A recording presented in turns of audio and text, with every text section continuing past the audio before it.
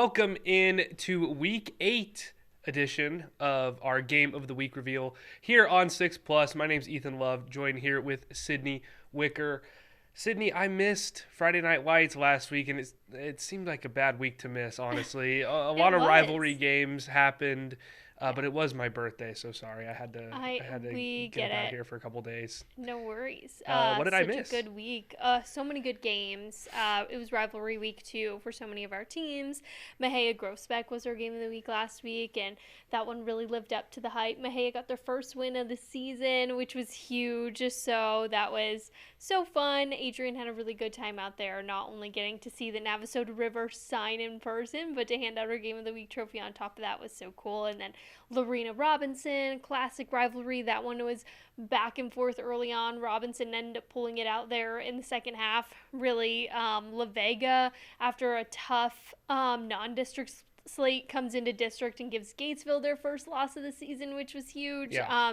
Just so many good games. It was such a fun one. Yeah, and I think we're going to have another great game this week. Yeah. Some foreshadowing. You mentioned Gatesville in there, and we have our hype video ready to play for you guys this week to reveal our Week 8 Game of the Week.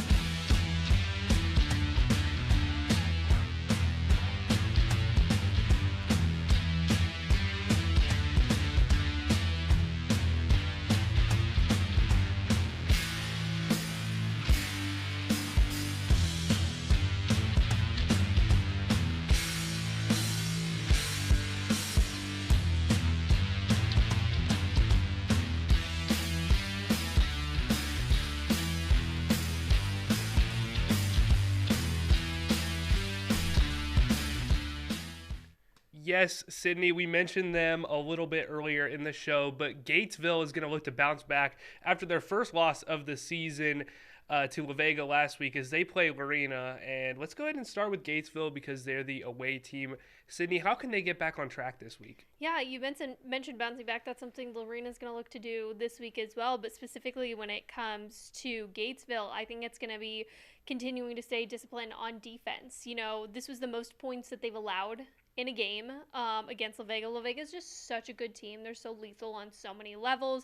The joke for Courtney Parr, their quarterback at La Vega, is all of his teammates call him Patrick Mahomes.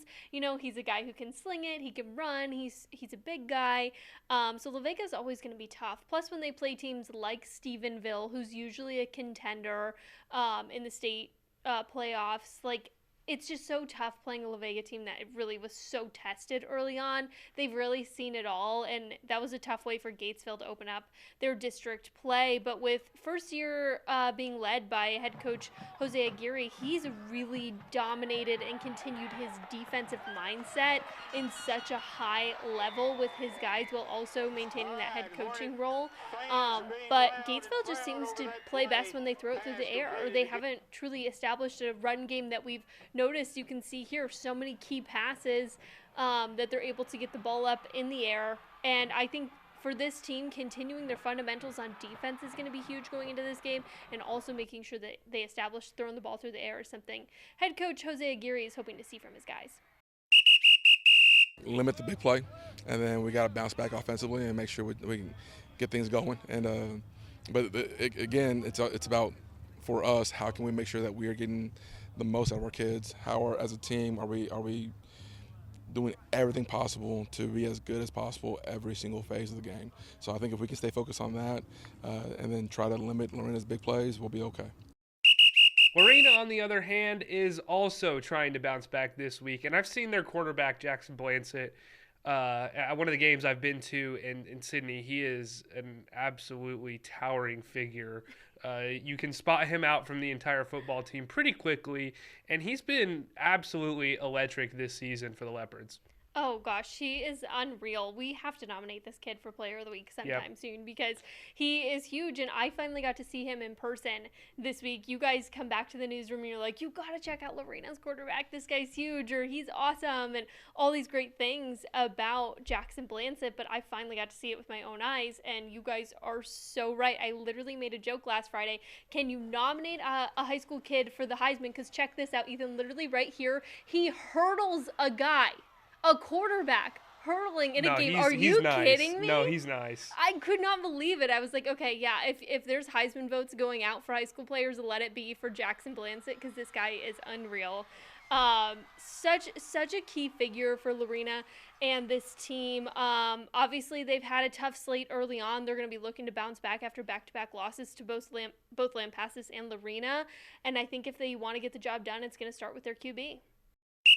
Jackson, I mean, I'm really proud of him. Jackson's matured a bunch. Last year he got thrust into some things doing it. It was rough, and we didn't really have a great supporting cast around him, so to speak. And he's done a great job this year. He showed a lot of maturity. He's been really patient back there. He finds open receivers. He's dishing around a bunch of receivers. We got a bunch of people with catches. And then, obviously Brody Daylon helps with the run game, which helps Jackson in turn of that. But he's been really good about learning to manage the game. And, our big thing is move the chains. If he gets flushed out of the pocket, know where the chains are, move the chains, get another set of downs, and we give ourselves another shot. And he's done a really good job of feeling the pressure, knowing when to run, and handling those situations. So I'm very proud of him. Yeah, Sydney, obviously there's going to be a lot of scoring in this game, is what we hope to see from our game of the week. Definitely expecting a shootout here between Gatesville and Lorena.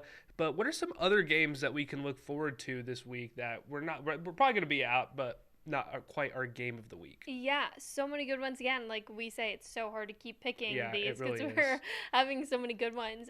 Coppers Cove versus Harker Heights, going to be a really good game this week. We've seen a lot from Coppers Cove. We've seen a lot from Harker Heights. Of course, the Knights were on a bye last week, so they've had some time to rest up, get ready. They'll be coming into this one with lots of energy. Waco and Ellison play each other. I feel like that's kind of a sneaky one. When they played each other last season, both were looking for answers and trying to figure things out. I think Ellison's had a better year so far this year. Obviously, Waco High still looking for their first win of the season. It's a really tough game that they're going to have going head-to-head against one another there. La Vega and China Spring, another district matchup. Can China Spring do it? I know they're looking for some answers. Yeah. La Vega, just such a good team. Chilton versus Frost. Frost got their first loss of the season last year. Sounds like a cold game. Chilton versus Frost. I mean, come on. Chilton undefeated. So that's going to be a really good matchup. Excited to see what happens between those two. Kind of a smaller school matchup. Central Texas Christian versus Brazos Christian. They're both undefeated. That's going to be a really good local showdown between those two there. Those are the ones that kind of stand out to me just from looking ahead at this week. But another great week of really good matchups. Oh, Connolly versus Robinson. I totally skipped over that one on my list. Going to be a great one. Robinson looks awesome this year. They continue to impress week in and week out against good teams too. Connolly has so many good seniors this year too, and now that they're in this stretch of district play, it's going to be really tough. It's hard to think about Robinson, Connolly, Gatesville, La Vega. They're all in the same district, and it's hard to think about one of these teams not making the playoffs. But this district is one of the most competitive ones we have. It's so tough. Each team is so good in it. It's going to be really interesting to see how it all shapes up and how things go from here on out. Yeah, it's very exciting to kind of see that there's a lot of competition between all these teams that are even in the same district. But it's gonna hurt to see someone probably left out towards the end of the season. Good news is we've still got lots of time. Yes, there's tons of football left, and we're going to be here for every step of it, just like we're going to be here all week for you, the sports team. We're going to have KCEN kickoff tomorrow coming out. That'll be episode 8. Yeah. And then, of course, we have our Friday Night Lights coverage, which we're here for today, previewing. And then Baylor is going to be taking on my TCU Horned Frogs. Sydney, very excited for this one. I think both these teams are so similar to this point of the season. Both have had similar kind of upsetting losses, but have also shown that they can be really good teams as well. And then A&M now at number 4. Yeah. They just continue to impress.